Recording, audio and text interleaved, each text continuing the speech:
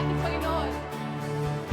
And together, we will declare, wala kang katulad, lalala kang katulad. Wala kang katulad, lalala kang katulad. Wala kang katulad, lalala kang katulad. Wala kang katulad, lalala kang katulad. Wala kang katulad, lalala kang katulad. Wala kang katulad, lalala Lord kang Church, i-declare mo, katulad. wala kang katulad, lalala kang katulad. Wala kang katulad, lalala kang katulad. Wala kang katulad, lalala kang katulad. Wala kang katulad, lalala kang Minsan pa kapatid, katulad. wala kang katulad, lalala kang katulad. Wala kang katulad, lalala Taas mo kang yung mga kamay. Ano man maging panahon, ano man ang pagkakataon, ano man ang maging sitwasyon,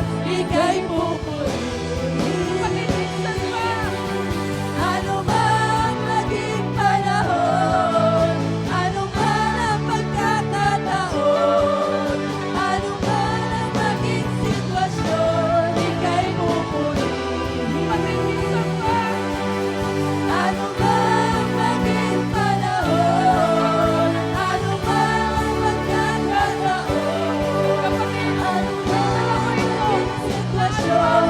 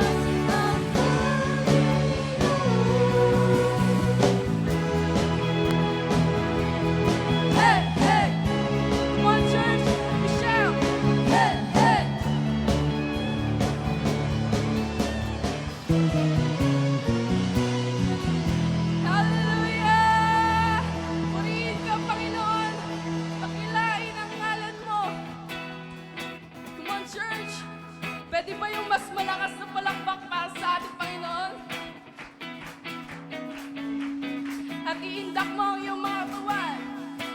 Umaawit ang pupuri, iniwang ang lahat.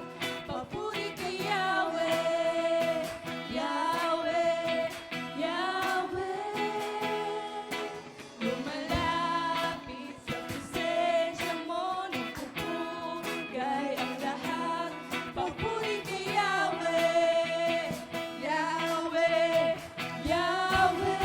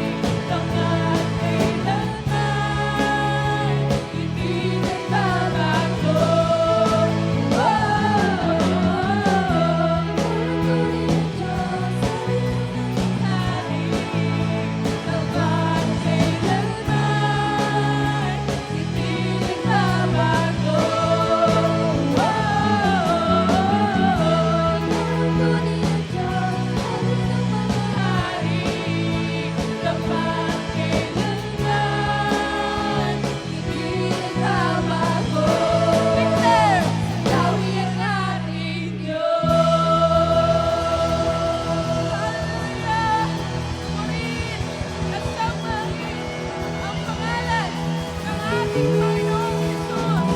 Hallelujah! Panginoon, you deserve all the highest praises.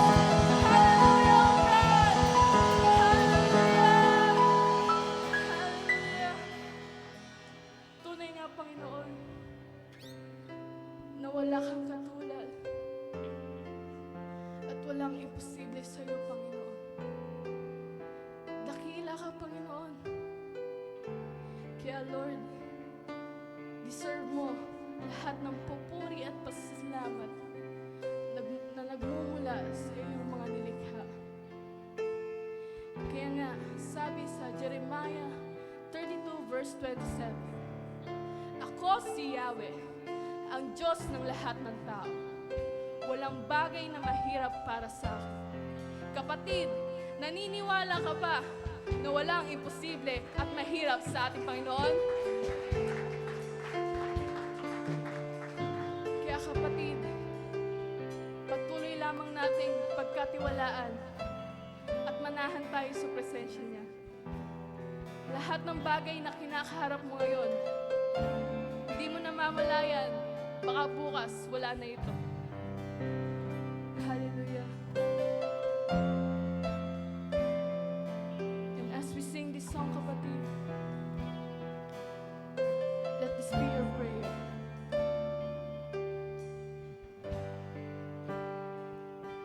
Higit sa aking kailangan,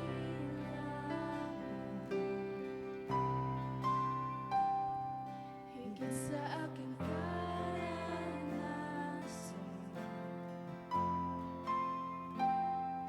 higit sa aking isipin, ay kaya mong gawin. Higit sa aking kalakasan,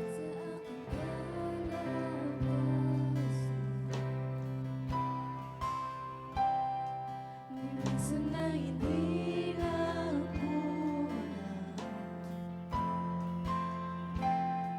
higit sa aking isipin, ay kaya mong gawin. Higit sa aking kailangan, higit sa aking kailangan,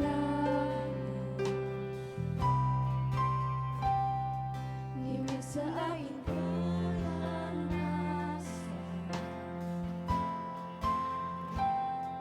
higit sa aking isipin, ay kaya mong gawin. Bawat araw ko ay hawak mo, di mangangamba sa piling mo. Kapatid, itaas mo ang kamay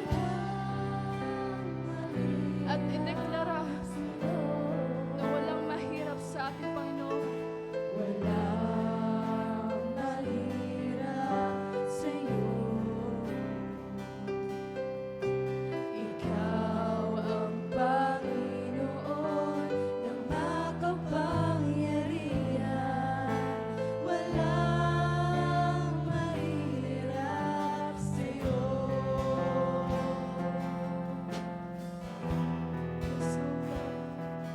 Walang mahirap sa iyo, Panginoon.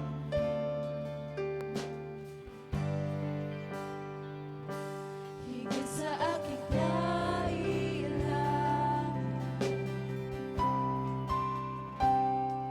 higit sa aking karanasan,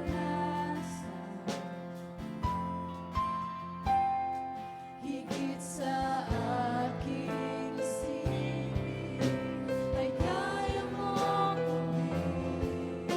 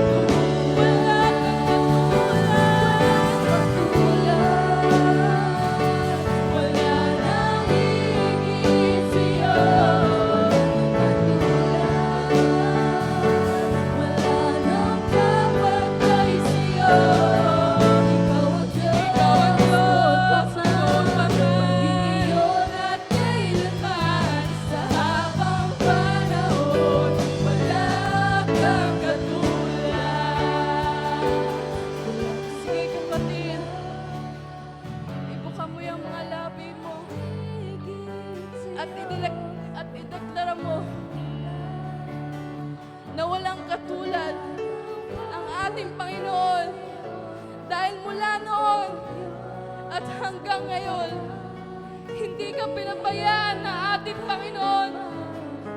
Hanggang ngayon, nananatili siyang nandyan para sa ating kapatid. Kaya nararapat lamang na purihin at sambahin, dakilain ang kanyang kaisa-isang pangalan. Sige kapatid, He deserves all the highest praises. Noon pa man, maging ngayon at kailanman, sa habang panahon, wala kang katulad. Minsan pa kapatid natin inagdala ng katulad. Wala nang higit sa'yo.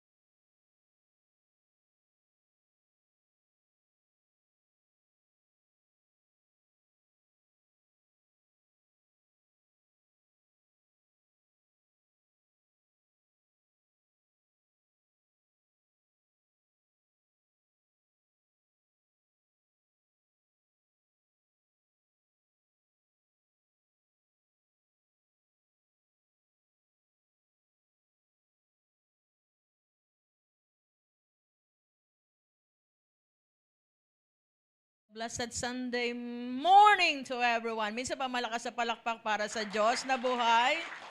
Pagpasensyahan niyo na po yung boses ko. Okay? Medyo ano ang boses ko. But then, tatayo tayo para sa ating Panginoon. Amen. And I know that everybody is excited to hear the message of the Lord. Amen. Amen. Okay, so we are now on the fourth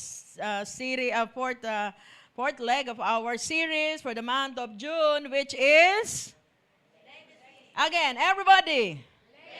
Okay, leaving a godly mark. Okay, lalo na po sa panahon natin ngayon, kitang-kita po natin kung ano nangyayari ngayon. At ito po ay napapanahon na mensahe sa bawat isa, especially for the parents who are here. Amen. Dahil kailangan po natin ngayon, kitang-kita po natin ang mga balita, lalo na po mga kabataan ngayon ang apektado. Kung hindi namamatay, sila ang pumapatay. Tama po ba? Kitang-kita natin sa balita ngayon. So, kinakailangan na maintindihan natin ito dahil naniniwala ako, malaki po ang papel ng mga magulang sa paghubog ng mga bata. Amen po ba? Okay, so this is our fourth part, the living proof, ang ating pag-uusapan. Marami pong mga magulang na iniisip, o maraming tao, sa panahon natin ngayon na sinasabi nila, kailangan maging perpekto akong magulang para makapag-raise ako ng mabubuti o magagaling na mga anak. Pero sa ating pong katatayuan, lalo na po sa ating mga Kristiyano, dapat po natin na maintindihan, God is not looking for perfect parents, but God is looking for faithful parents na magdadala sa kanilang mga anak doon sa paanan ni Kristo. Tama po ba? Amen. So sabi dito, our next generation needs praying parents more than perfect parents. Maniwala kayo mga kapatid, ang mga susunod na henerasyon natin ay gusto makakita ng mga magulang na meron siyang, pag siya ay gagawa ng desisyon, dudulog siya sa Panginoon at hihingi ng karunungan. Na kung siya ay nagkakamali, luluhod siya sa Panginoon para humingi ng tawad. At kung meron siyang mga plano sa buhay, luluhod siya sa Panginoon para humingi ng biyaya at habag mula sa ating Panginoon. Our lectures, yung ating mga pagsesermon sa ating mga anak, they will be forgotten. Makakalimutan ng anak natin yan sa pagdating ng panahon. Pero ang hindi makakalimutan ng ating mga anak ay yung magandang halimbawa na ipinakita natin sa kanila. Sige pong malakpak po ang nag-a-agree dyan. Hallelujah, because prayer is far more powerful than anything else in this world. Dahil kung tayo marunong manalangin, dahil ang panalangin ang siya magpapakilos ng kamay ng ating Panginoon. Hindi man natin mabantayan ang ating mga anak ng 24/7, pero dahil sa iyong pananalangin, ang Diyos ang magpuproteksyon sa ating mga anak kahit nasaan man sila. So, iyan po ang kinakailangan. Marunong po tayong manalangin. So, tandaan din natin, most of the people nowadays, yes, they are busy. Bakit sila gumagawa ng lahat ng bagay? Hindi po masama na ikaw ay magkaroon ng success or achievements in this world. Pero tandaan po natin, success ends at the grave. Lahat ng achievement mo dito sa mundo, I'm talking about dito sa mundo, lahat lang yan ay magtatapos pag ikaw ay inilibing na, wala na yan. But Christ-centered legacy, iyan ang sisigaw ng malakas, lalo na sa eternity. So pag sumikapan po natin na kung man tayo ay mag-iiwan ng marka, ang marka na yan ay mabuting marka, lalo na po ang pagiging faithful natin sa ating Panginoon. Mawala man tayo dito sa mundo, pero ang mga susunod na henerasyon, merong Diyos na makikilala na kahit kailan hindi sila iwanan, hindi sila pababayaan. Amen. Okay, so maganda po ang ating pag-aaralan, living proof, okay? At muli po natin babalikan ang aklat ni Santiago. Now, for some, okay, ang aklat po ni Santiago, si Santiago po, ito po ay ang kapatid sa laman or biological brother of Jesus Christ. Kasi sa mga disciples po ni Jesus, marami pong James. Merong James na Zebedee, merong James na anak ni Alphaeus, but this James na writer ng Santiago or James, siya po ay biological brother ng ating Panginoong Jesucristo. And for the theologians, ang aklat po ni Santiago, this is the Proverbs of the New Testament. Okay, kung kayo po nagbabasa, sa Old Testament may Proverbs, which is written by King Solomon. Pero dito daw sa Santiago, kasi marami kang matututunan, lalo na sa pagiging Kristiyano mo. Okay, at madalas po, marami nagko-quote, the famous verse na makita natin sa Santiago, ay ang James 2:17, di ba? Faith without works is dead, okay? That even the motivational speakers, kino-quote yan. That kahit hindi Kristiyano, they know that. Kaya lang, alam nila, pero hindi naiintindihan. Marami, ang akala nila, pag sinabing faith without works is dead, na kailangan ng gawa para sa pananampalataya. Ang pagkakaintindi ng marami, para ikaw ay maligtas, kailangan mo ng mabuting gawa. But James explained, hindi iyon. Dahil pag ikaw ay tunay na anak ng Diyos at may relasyon sa Diyos, ang mabubuting gawa ay automatic na lumalabas. Naintindihan niyo po ba sinasabi ko?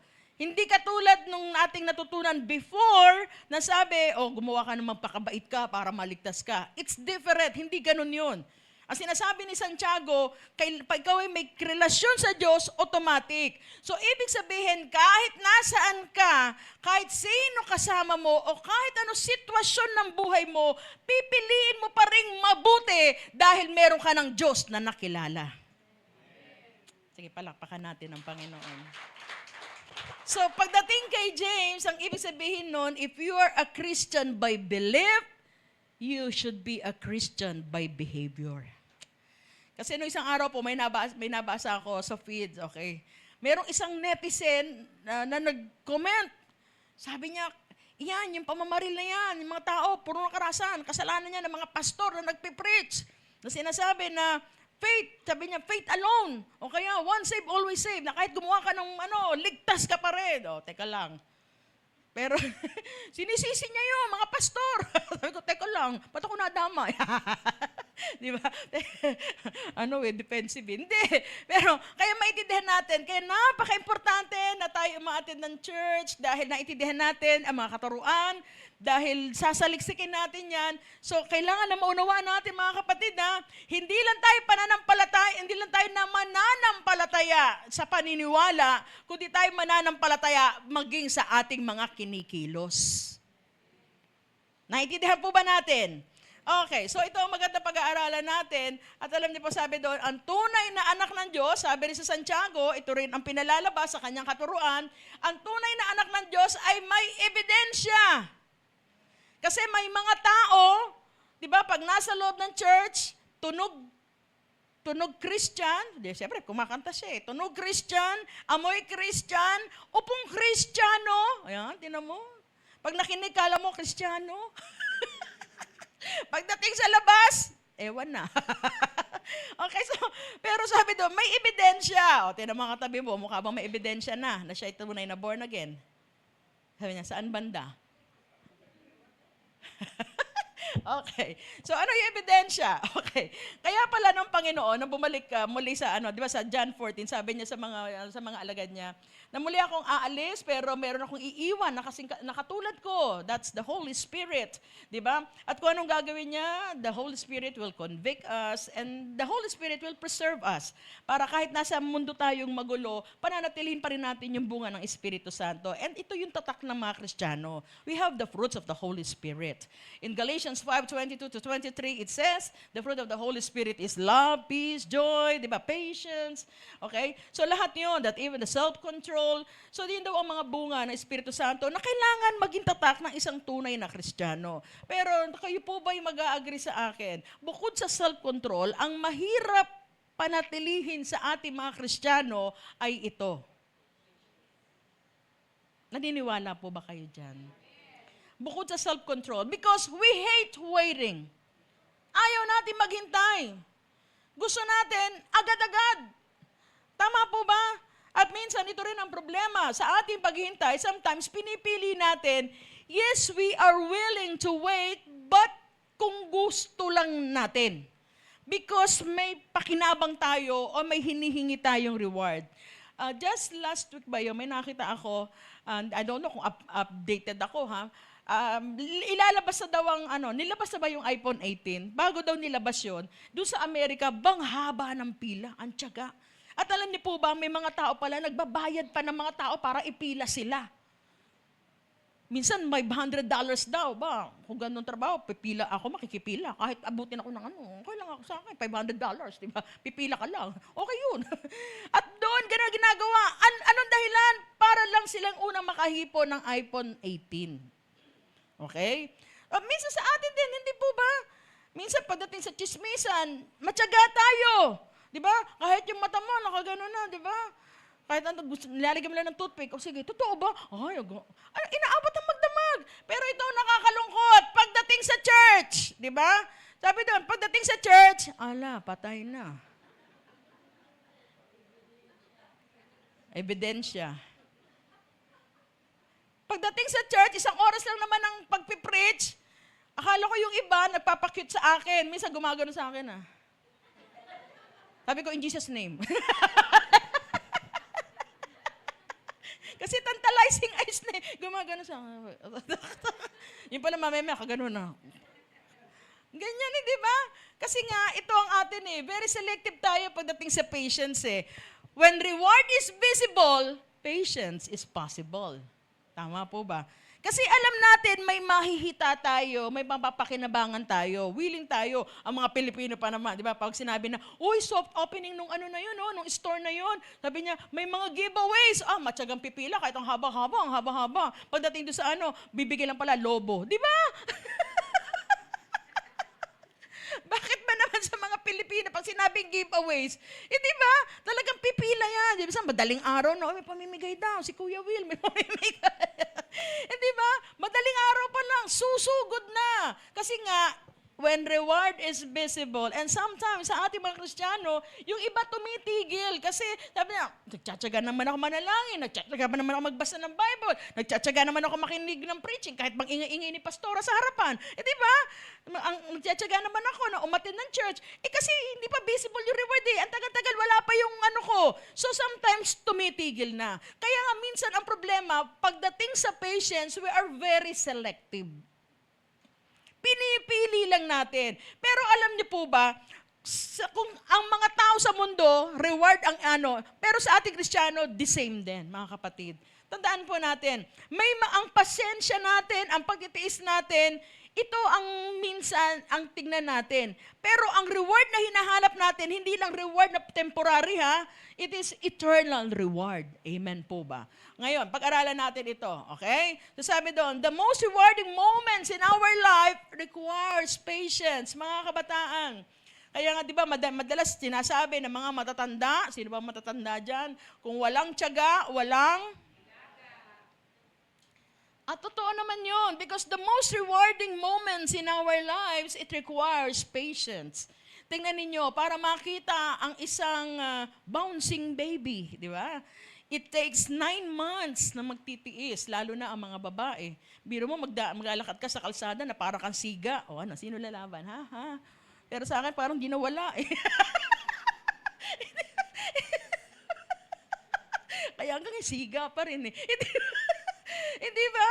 Tapos lahat, gagastusan mo yan, papakain mo, mag-nutritious, babalik-balik ka, pa-check up.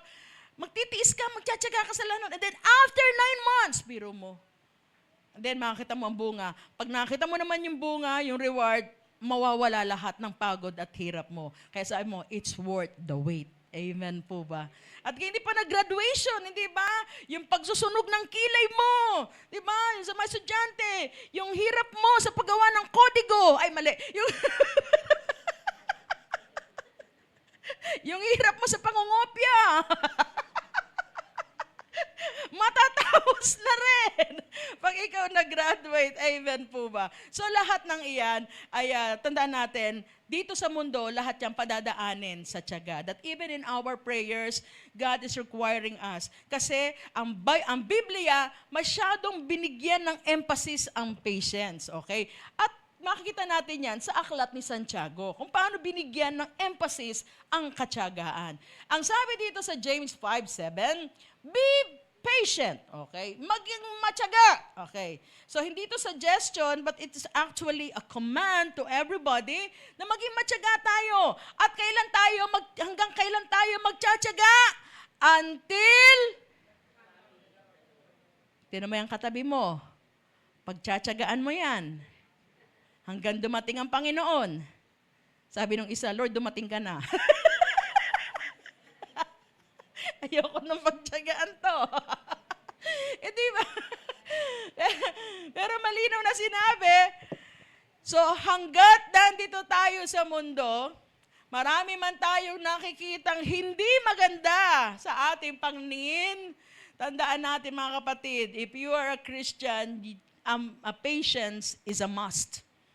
Hindi ka magtsatsaga, hindi ka magtitiis, at hindi mo hihintayin ang susunod na eleksyon. Ang hihintayin mo ay ang pagdating ng ating Panginoon. Okay? So see how the farmer waits for the precious fruit of the earth, being patient about it until it receives the early and the late rains. Okay po ba? So tandaan natin, bakit ang sinabi ni Santiago, magtiyaga daw tayo, magtiis daw tayo, hanggang sa muling pagbabalik ng ating Panginoon. Because Christ's coming signals the end and the beginning. Pag dumating na po ang Panginoon, ito po ay nagsasabi na matatapos na ang lahat ng ating pagtitiis. So, ibig sabihin, pag dumating na ang Panginoon, lahat ng ating despair, ng hopelessness natin, magtatapos na yan. At ito na ang pasimula. Bakit? Dahil sa pagbabalik ng Panginoon, daglay-taglay niya o dala niya ang eternal peace and joy. At hindi na tayo magtitiis. Amen. Sige, palakpakan natin ang Panginoon. Christ's coming also signals judgment and rewarding. Okay? So ito rin, yung mga ayaw sumunod, yung mga nag-disobey, okay? I-judge. Pero yung mga sumunod, kumilala sa Diyos, and then you will reward that. In spite of all the sufferings that you have, still you choose God, to obey God, and to serve God, iyan ang ire-reward ng ating Panginoon. Kaya ito nang sinasabi sa Revelations 22:11. Actually, sa Revelations 22:10, ang sabi niya, wag mong ipikom ang bibig mo, kundi sabihin mo ang mga pahayag na ito. Sabi ng Panginoon kay John. At sa verse 11, ito daw ang propesiya. Sabi niya, pagdating ng panahon, bago dumating ang Diyos, ganito ang mangyayari sa mundo. Let the one who is doing harm continue to do harm. Yung lahat ng mga taong mapanakit, magpapatuloy yan sa pananakit. The one who is vile, ang mga taong namumuhay sa karumihan, patuloy yan mamumuhay sa karumihan. Let the one who is righteous, at ang mga taong namumuhay sa katwiran, patuloy na mamumuhay sa katwiran. At ang mga taong nabubuhay na kabanalan, magpapatuloy sa kabanalan. So, ang propesiya na ito ay nagkasabi sa atin, you are the one who will choose for yourself. Mga kapatid, ramdam, very visible na ang mga sinyales kung babasahin natin ang Matthew 24. Just like the other day, alam niyo po ba 3 bansa ang sabay-sabay na nilindol? We have Venezuela, we have Canada, and then Japan. Ang pinakamalakas nga lang sa Venezuela. So very visible na ang nangyayari, the coming of the Lord is very near. Sabi pa nung, is at hand. Malapit na dumating talaga ang Panginoon. Pero ikaw ang magdidesisyon. Magpapatuloy ka pa ba sa pamumuhay mong mali? Sa pamumuhay mo ng marumi? O mananatili ka sa pamumuhay mo ng maayos o may kabanalan? Amen po ba? Kasi ang sabi dito, look, sabi ni Lord, I am coming, bringing sa kanyang muling pagbabalik, dala-dala niya ang reward. Doon sa mga tao na nagpatuloy in spite of all the sufferings of all, na lahat ng mga afflictions na naranasan sa buhay niya. Sabi niya, with me to repay all people according to their deeds. Kaya nga, huwag kayong mag-alala mga kapatid. Hindi man natin makuha ang hustisya dito sa mundo, tiyak sa muling pagbabalik ng Panginoon, ang mapaparusahan ang lahat, matatanggal ang lahat ng inaanakita natin katiwalian, lahat ng kasamaan, magtatapos yan sa muling pagbabalik ng ating Panginoon. This is our blessed hope. Kasi dito sa mundo, ang hirap kunin ng hustisya. Maniwala kayo. Laging pagtatakpan yan. Kaya nga, pag ako minsan ayoko na mag-social media, kung ano makakita nyo, minsan madadala ka, carried away ka. Better yet, mag-pray na lang tayo sa Panginoon. Lord, salamat may Diyos. Lord, salamat hindi ako pang-earth lang. Salamat Lord, muli kang babalik. Dahil yung lahat na nakita ko, may katapusan na iyan. Kaya nga, manatili tayo mga kapatid sa pamumuhay sa katwiran at sa may kabanalan. Dahil yung lahat ng hinahanap natin na gusto natin mangyayari yan sa muling pagbabalik ng ating Panginoon.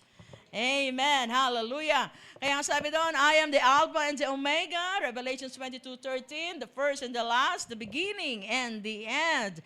So, pero ito po minsan, ang katotohanan, hindi lahat na nagtsatsaga o naghihintay ay re-rewardan ni Lord. Okay, sa paanong paraan? Okay, pag-aralan natin to sa James 5:8. You also be patient, establish your hearts, for the coming of the Lord is at hand. Ito yung sinasabi ko. Kailangan tayong magtiis, magtiyaga, dahil alam naman natin, may katapusan naman lahat ng ito, at matatapos na ito pag bumalik muli ang ating Panginoon. Ang sabi doon, do not grumble against one another. Huwag tayong magreklamuhan. Huwag tayong magano sa isa't isa, brothers, so that you may not be judged. Para ikaw din, huwag ka din hatulan. Behold, the judge is standing at the door. Okay, ito ang tanong. Kayo po ba ay nagtitiis? Kung kayo'y nagtitiis o nagtsatsaga ngayon, ang tanong, ka-reward ba ang pagtitiis nyo? Na kung babalik ang Panginoon, ikaw, di ba, Dale, i-reward kita dahil buntsaga ka. Kahit antok na antok ka, pinipilit mong dumilat. Di ba? I-reward kita. Di ba? Ganon. Di ba? Kasi nga, kung magtitiis ka rin lang, di magtiis ka na para makakuha ka ng reward kasi magtitiis ka tapos hindi naman.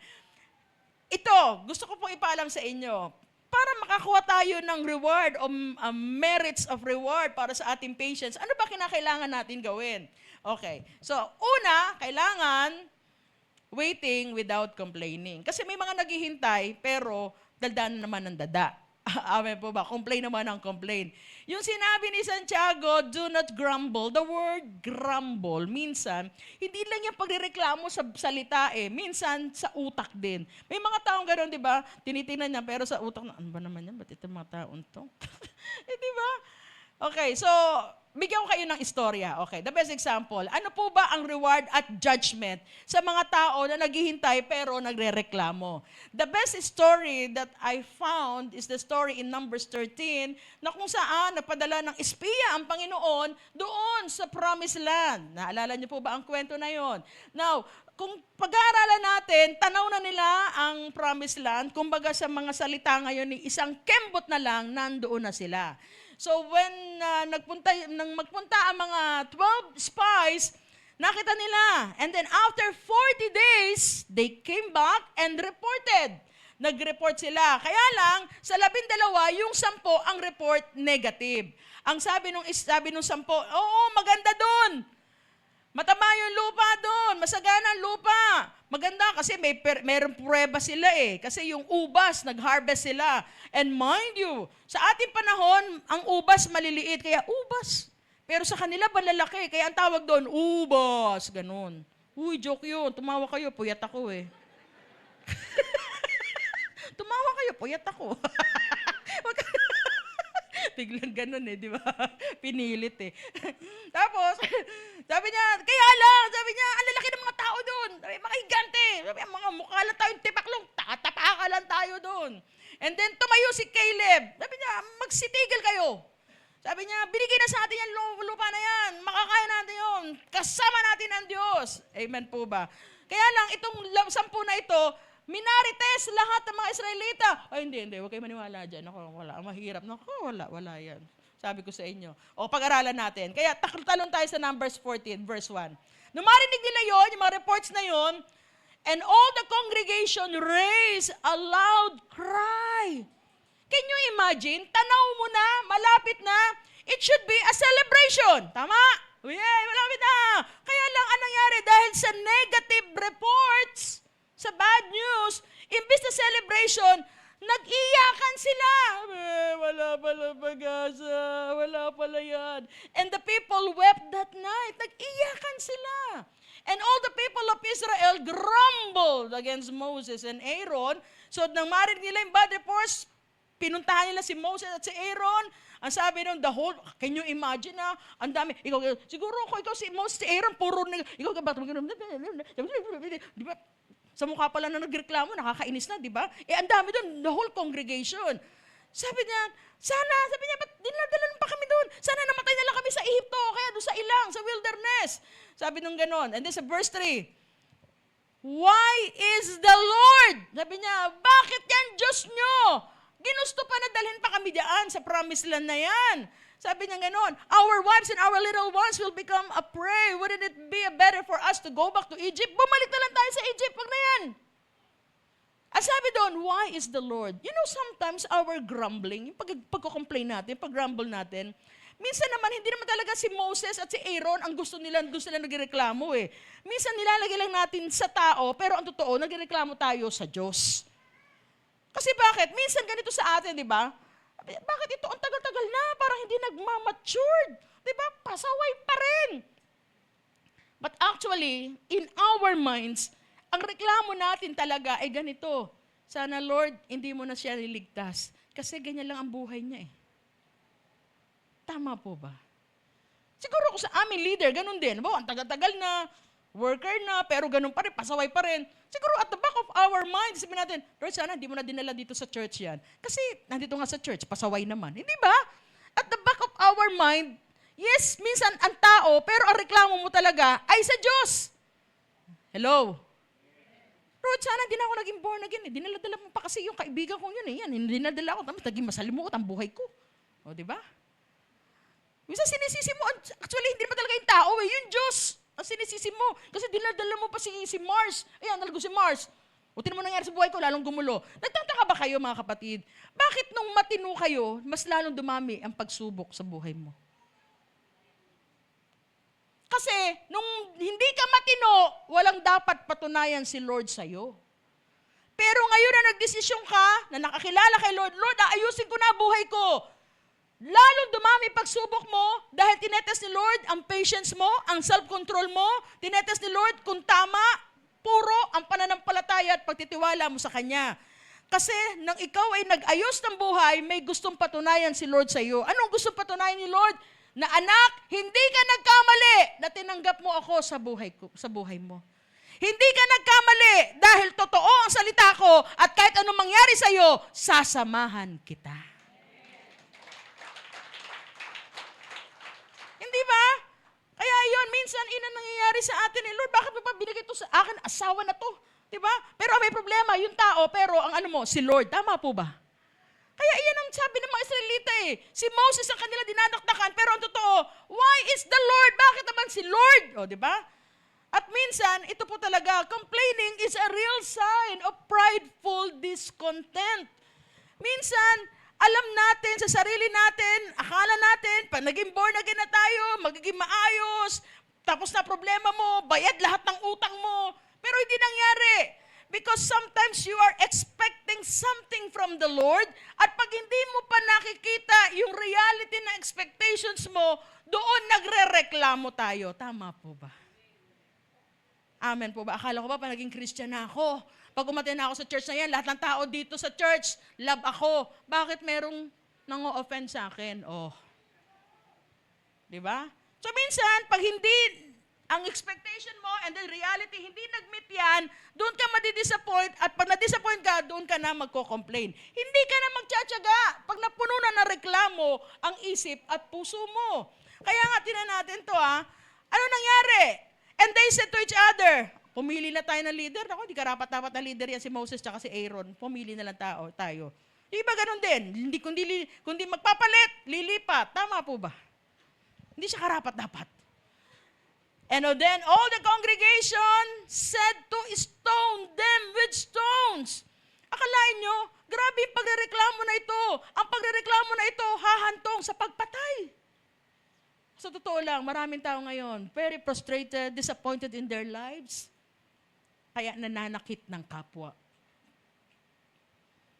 Kalain ninyo. At pag ang tao kasi marami ng frustrations, kaya minsan mabalitaan ninyo sa radyo, sa ano pa man, isang lalaki na naksak. Di ba?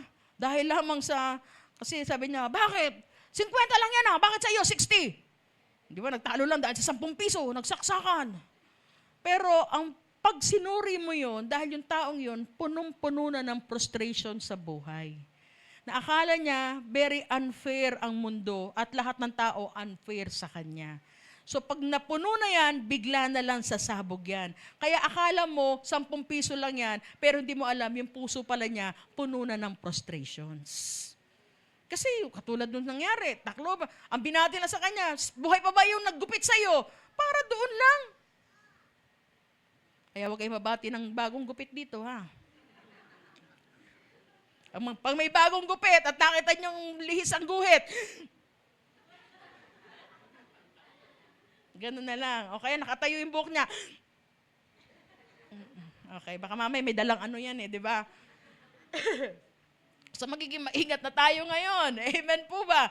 So, yun ang totohanan nun. Pag hindi mo na na-meet yung iyong reality expectations, doon na. Kaya minsan, actually, yun marami tayo hinahangat at hindi nangyayari and we think that God is so unfair to us. Bakit yan? Pabanjing-banjing lang. Bakit blessed na blessed yan? Samantala ako, ginagawa ko ng lahat. Diba? Sumasayaw na ako, kumakanta na ako, lahat na, umiiyak na ako, pagkanon. Wala pa rin. O, diba? Because si Lord, hindi yan nakatingin sa posisyon, hindi yan nakatingin sa performance, at tinitingnan niya ay ang pusong matyaga at nagtitiwala.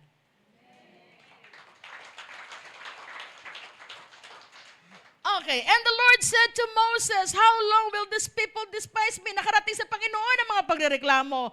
Reminder everybody, kung si Lord naririnig ang panalangin natin, higit na narinig ni Lord ang pagrereklamo natin. Di ba? Okay. Nung marinig ng Panginoon niya, sabi, hanggang kailan ako magtitiis sa mga taong ito, mga reklamador na to? And how long will they not believe in me? Hanggang kailan sila hindi maniniwala sa akin? In spite of all the signs, sa nakabila na lahat na pinakita ko sa kanila mga miracles, and yet nakuha pa nilang magreklamo? Wow, mga mata. Ngunguna Mga bata, di nyo ba alam, ang mga magulang ninyo, iyan ang sinasabi sa Panginoon, Lord, ano ba gagawin ko sa batang ito? Pag-umaga, hinainan ko ng almusal, binibigyan ko ng baon kahit wala na akong budget, lahat ginagawa ko, pero puro reklamo pa rin. Tandaan nyo yan. Yan ang prayer ng mga magulang ninyo. I will strike them, sabi ng Panginoon, with the pestilence. Dadalhan ko sila ng mga delubyo at mga peste sa kanilang mga buhay at wala silang mamanahin sa akin. Wow. I will make of you, pipili na ako, magtatayo na lang ako ng isang nasyon na mas higit sa inyo. Sabi ng Panginoon, dahil sa kanilang pagrereklamo. Kasi nga, bakit hate ni Lord ang pagrereklamo? Dahil ito ay sign na hindi ka naniniwala sa Diyos. Okay? So, the judgment, that's the judgment sa puro reklamo. Kaya ang mga parents, nasa atin yan. Gustong makita, if we want to set an example to our children, na makita, ay, si Papa, si Mama, pag may problema yan, nakita ko, umiiyak kay Lord. Hindi yung, naku, si Mama, pag may problema yan, lahat sisipain, pati pusang nananahimik. Yan. Aray ko. Mabuti na lang si Moses. Okay, hindi ko na sinulat. Doon sa verses 14, 18 to 20, 19 ba yun? Umapala si Moses. Sabi niya, Lord, pag pinagpapatay mo mga reklamador na yan, ano sasabihin? Hindi mo talaga sila kaya na dalhin sa lupang pangako. Paano na yung pangalan mo? Masisira. At mabuti na lang, pinakinggan ng Panginoon yung panalangin ni Moses. Kaya mga kabataan, yung puro reklamo ninyo, salamat na lang kayo nananalangin ng mga magulang ninyo. Dahil kung hindi nananalangin yan, malamang, bahala kayo. Sabi sa verse 20, then the Lord said, nananalangin si Moses, I have pardoned you according to your word. Hanggat may namamagitan. Kaya napaka-importante ng pananalangin, mga kapatid. natin, pwedeng mahupa yung galit ng Panginoon. Kasi mo, Lord, wag naman. Yung anak ko, magpapastor yan. Ganyan lang yan ngayon. Mukha lang ano.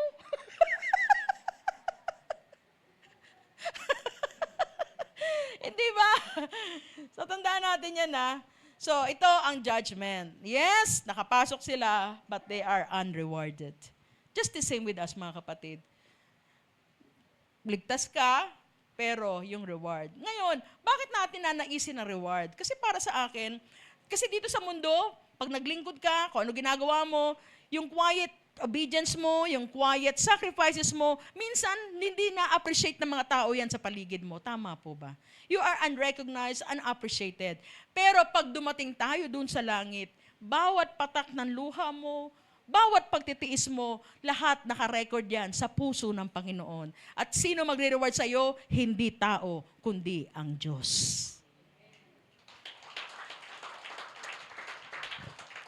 Okay, so yun ang dapat nating naisin. And then the second, okay, ang patience na worth rewarding is this, trusting without compromising. Okay, at sino ang ginawang halimbawa ni Santiago, sabi doon sa verse 10, as an example of suffering and patience, brothers, take the prophets who spoke in the name of the Lord. Sino daw ang ginawa niyang example? Ito yung mga propeta. Dahil sa totoo lang, kung babasahin natin ang buhay ng mga propeta during the Old Testament, ito yung mga tao na pinagkaitan ng kasiyahan.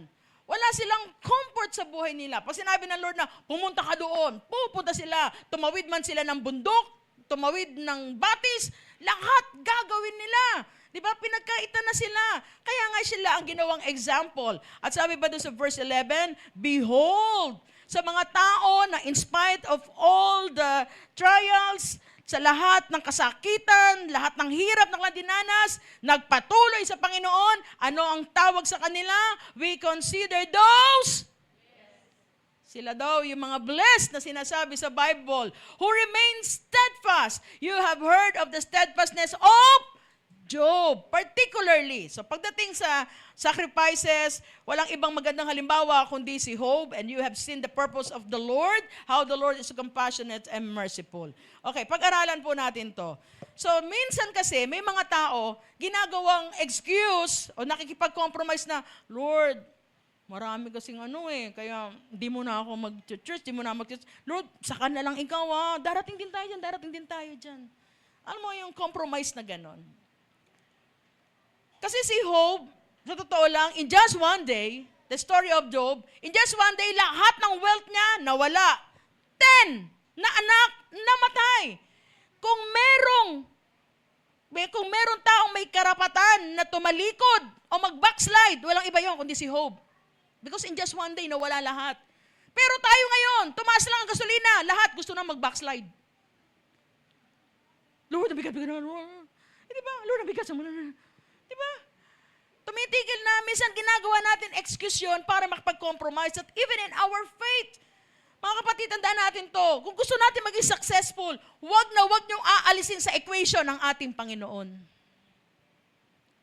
Dahil dito sa mundo, para magtagumpay ka, kailangan mo ang makapangyarihang Diyos.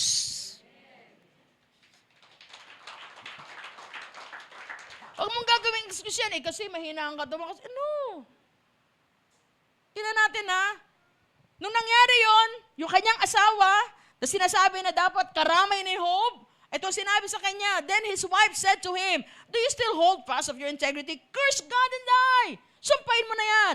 Now, let us take a look this. Sometimes, maintindihan mo bakit nasabi ng asawa mo yan? Actually, tinawag pa siyang sabi dito, sa verse 10, you speak as one of the foolish woman. Tinawag pa sabi, Job, ano ka ba? Sabi niya sa asawa niya, hangal na babae. Tatanggapin lang ba natin? Ay, mabubuting bagay. At pag masama na, hindi na natin tatanggapin yan, buhat sa Diyos.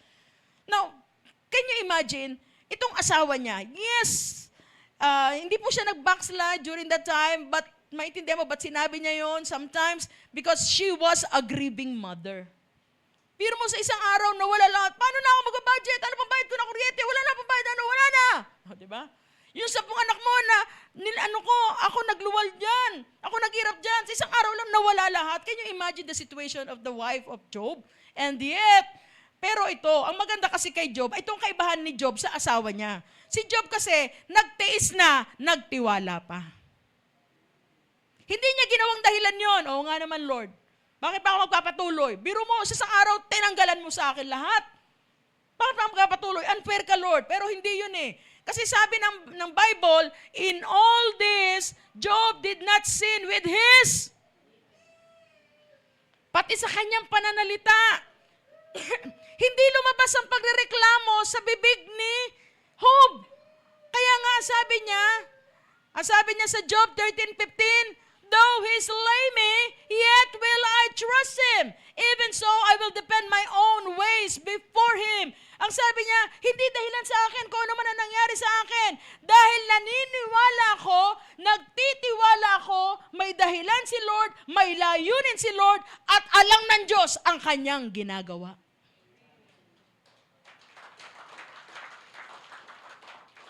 Kaya sabi daw, what suffering doesn't go away, turn your enduring with trusting. Iba kasi, nagtitiis pero hindi nagtitiwala. Nagtitiis ka sa asawa mo pero hindi ka nagtitiwala na kayang baguhin niya ng Diyos. Kailangan, ba't ganyan ka pa rin? Ganyan. Magtiwala ka naman. So ilipat mo yung pagtitiis mo sa pagtitiwala sa Diyos, di bale. Alam ko, magbabago ka rin, babaguhin ka rin ni Lord. So keep on praying, keep on trusting God. Amen po ba?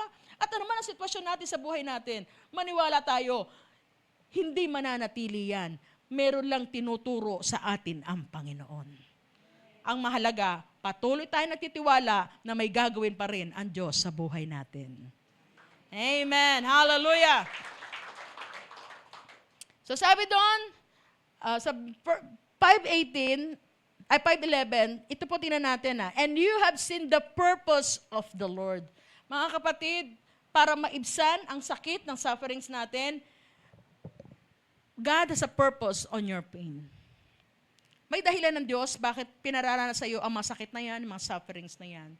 There's a lesson behind it. Pero ang tandaan natin, huwag natin pukusan yung sakit. Ang pukusan natin kung ano ang purpose ni Lord. Because I believe God's plan is greater than your pain.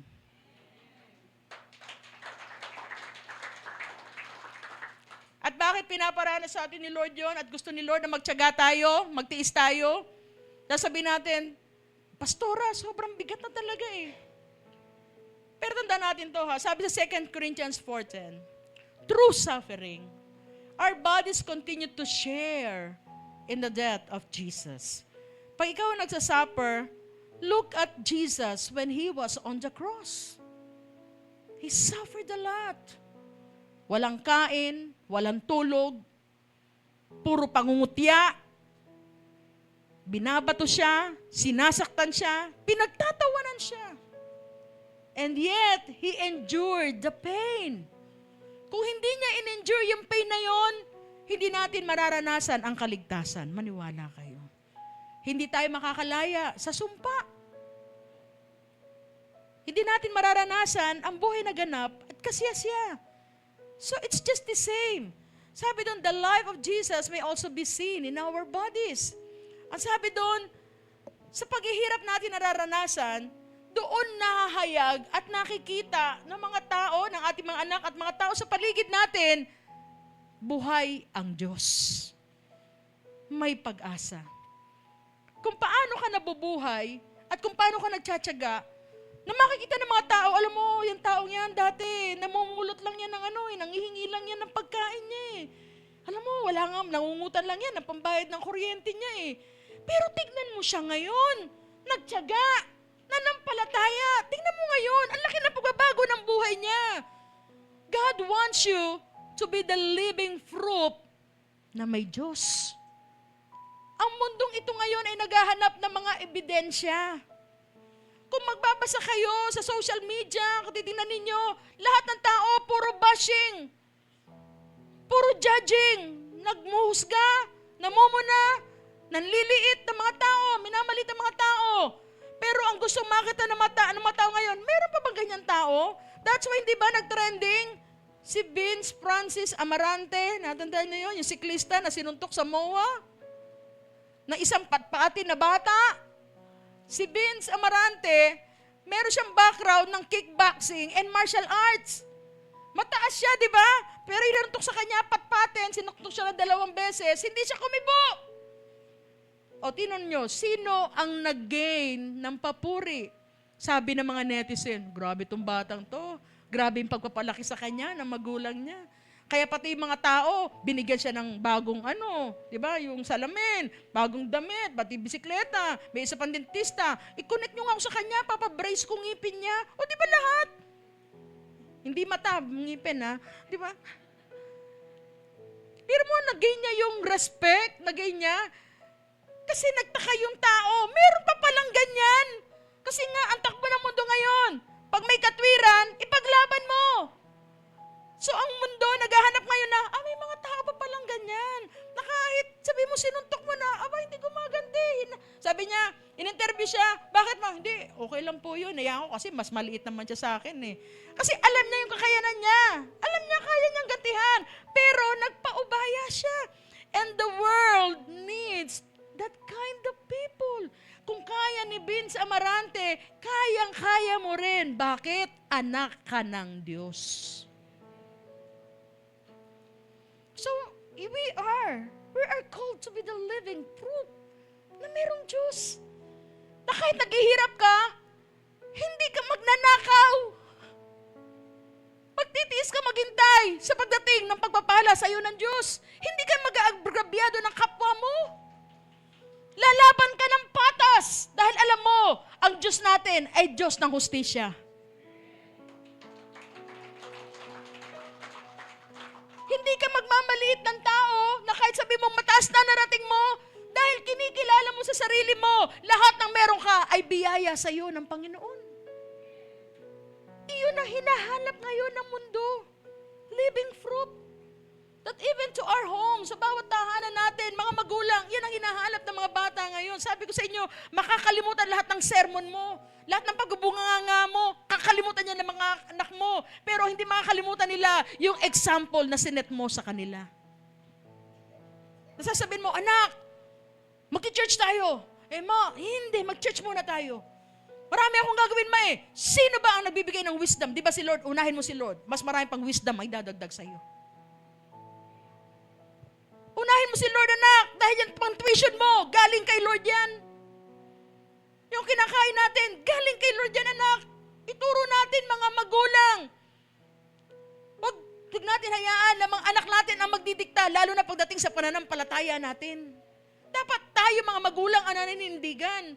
And this world, kailangan ng mga magulang na may takot sa Diyos. Please consider me in praying. Ako po'y nananalangin at gumagawa po ako ng proposal na ang hangarin po natin na ang COG Angono ay maging bahagi na sa bawat barangay magkaroon ng parenting seminar in godly ways, makapag-share tayo ng words sa mga magulang, na ito maging bahagi natin sa ating community, na makapag-share tayo at maturuan ang mga magulang. Dahil naniniwala ako, because the family is the smallest unit of the community. Pag maganda ang pamilya, it will turn to have a good community. And a good community will produce a good nation. Lahat yan, ang lahat ng korupsyon, rejection, lahat yan ng judgment, nagsisimula yan sa loob ng tahanan. And we need a godly home. Huwag niyong ubusin ang oras ninyo at panahon ninyo to build a successful or big houses, but focus on building a godly home. Sa tahanan natin, ang laging sentro ay ang ating Panginoon. Hallelujah.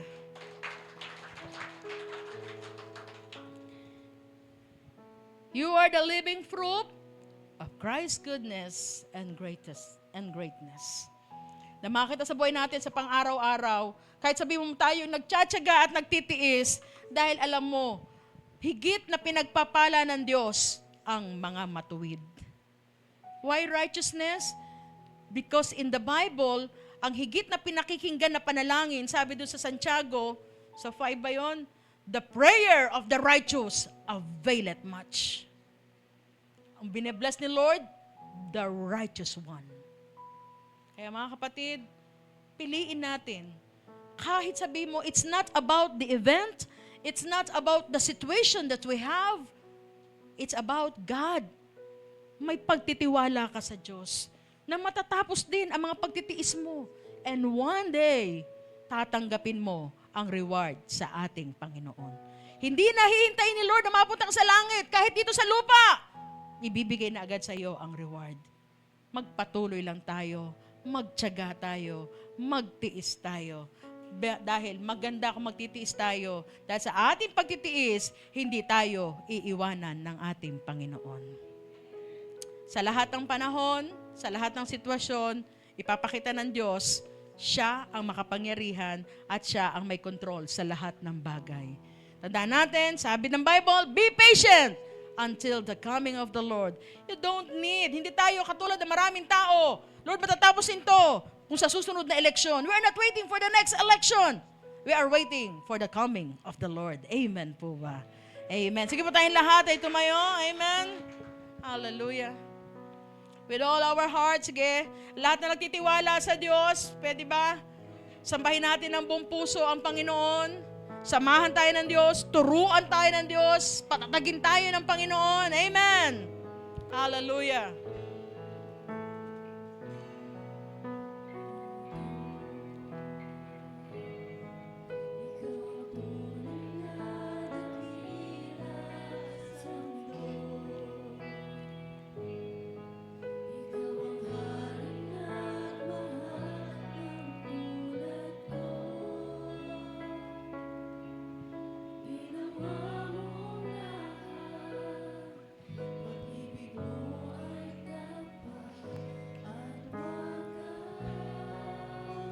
Lahat na nagtitiwala sa Panginoon. Kapatid, ano man ang tiisin na meron ka ngayon. Huwag lang tayo magtitiis, kundi magtiwala din tayo sa Panginoon. Alam ng Diyos ang kanyang ginagawa. Hallelujah. Sundin ang loob mo.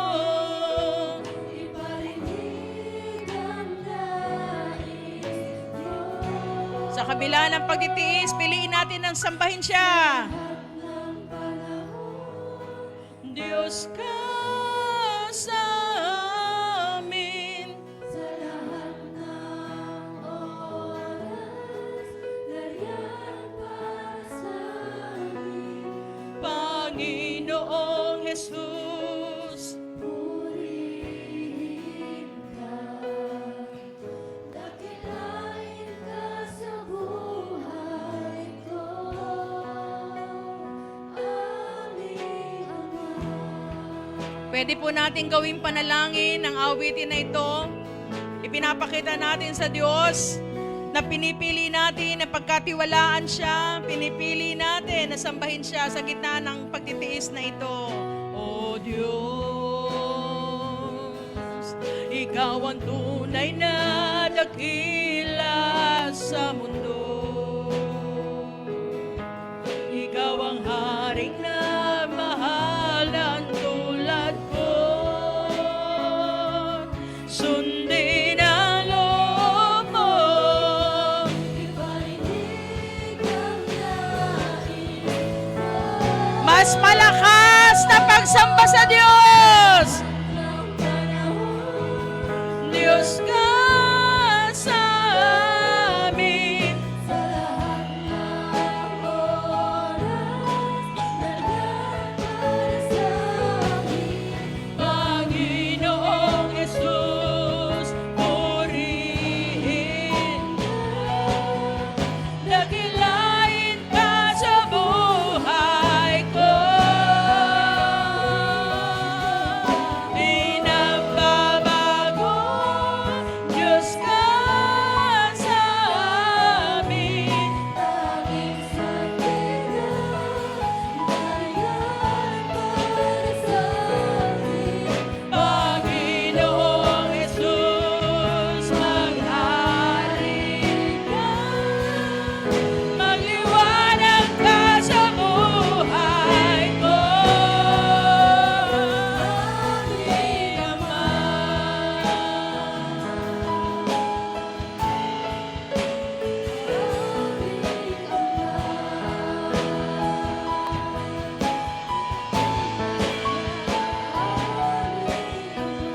Hallelujah. Panginoon, maraming salamat na hindi aksidente na narito ang bawat isa. Narito kami, Panginoon, para iyong turuan, para kami ay gabayan. Lalo na po sa mga magulang na nandito ngayon. Para, Lord, ipaunawa sa bawat isa. The next generation needs praying parents, Panginoon. Not perfect parents. Mga magulang na marunong lumuhod sa Panginoon. Na kung siya'y nagkakasala, humihingi ng tawad sa Panginoon. At kung may mga plano sa kanyang buhay, hihingi ng karunungan sa iyo, Panginoon. At kung nagtitiis o naghihirap, luluhod sa iyo, Panginoon, iiyak sa biyaya at habag mo para sa kanya at sa kanyang pamilya. Panginoon, samahan niyo po ang bawat magulang na nandito, na lagi naming isipin, O Diyos, na kung mawala man kami sa mundo, na hindi kami maalala bilang magaling, matalino o mahusay, kundi maalala kami bilang mga tapat na magulang na naging tapat hanggang wakas, naging tapat hanggang ang aming buong pamilya ay madala sa iyong paanan. Samahan niyo po kami, Lord, at pagtuloy patatagin ang pananampalataya ng bawat isa, dahil ang mundong ito ay ginagawa ang lahat para masira ang tiwala namin sa iyo, Panginoon. At ang dalangin ko, Lord, na hindi mawala ang aming paningin sa iyo, na maging ang kahirapan ay hindi maging excuse sa amin para kalimutan namin ang aming obligasyon. Kami na bilang anak mo na sinabi sa mga ngaral 12, sinabi mo, Lord, ang kabuong katungkulan ng isang tao ay matakot at sumunod sa iyo. Na hindi namin gagawing excuse, O Lord, ang lahat ng aming pinagdadaanan para hindi namin gawin ang nararapat sa iyong harapan, Panginoon. Lord, sa mga kabataan na narito, hayaan mo, Lord, na itanim mo ang bawat salita sa kanilang puso. Nasaan man sila, dahil one day, magiging magulang din sila. Nawa, Lord, ang salita mo, Panginoon, ay patuloy namin itago sa aming mga puso. Ano man ang nangyayari sa mundo, magkaroon pa rin kami ng pag-asa. Hanggat buhay kami, Lord, makagagawa ka pa rin sa amin, Panginoon. Dahil yan ang itinira mo kay Job, na sinabi mo kay Satanas, pwede mo siyang bigyan ng sakit, pero huwag mong kukunin ang buhay niya. Dahil ang sinabi mo, Lord, sa Psalms 150, that everything that has breath, praise the Lord. At habang kami sumasamba sa iyo, na ginagamit namin ang hininga na binigay mo sa amin, alam ko, Lord, marami pang milagro na mangyayari sa aming mga buhay.